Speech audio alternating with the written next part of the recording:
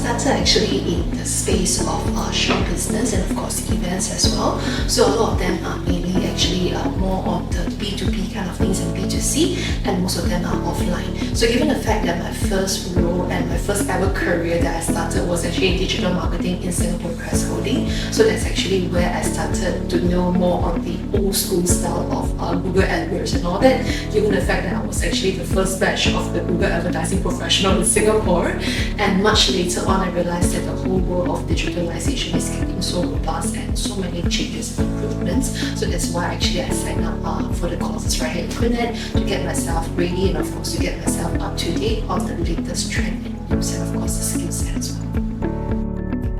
I think the digital marketing strategy is the one that impacted me the most. So given the fact that although last time I actually used to plan AdWords and all that for my client, but we never thought of like the end-to-end type of journey from how we start planning the strategy and the channels that actually can implement in terms of the whole framework of PESO, which is starting from the paid media, earned media, shared media, and of course owned media. So I started to have a realization that in fact in the whole digital space, it's not really only about our so-called advertising dollar that we always spend. There's also ways that you can collaborate with others and of course to amplify the network across the whole digital space.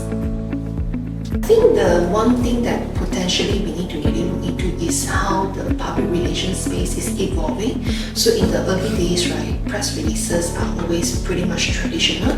Now given the fact that newspapers and all that are histories. So how do we actually move forward with the new digital technologies and of course skill set in the public relations space? And of course, last but not least importantly, will be the Gen AI. How the Gen AI can actually assist us in terms of digital assets and of course communications and auto translation as well.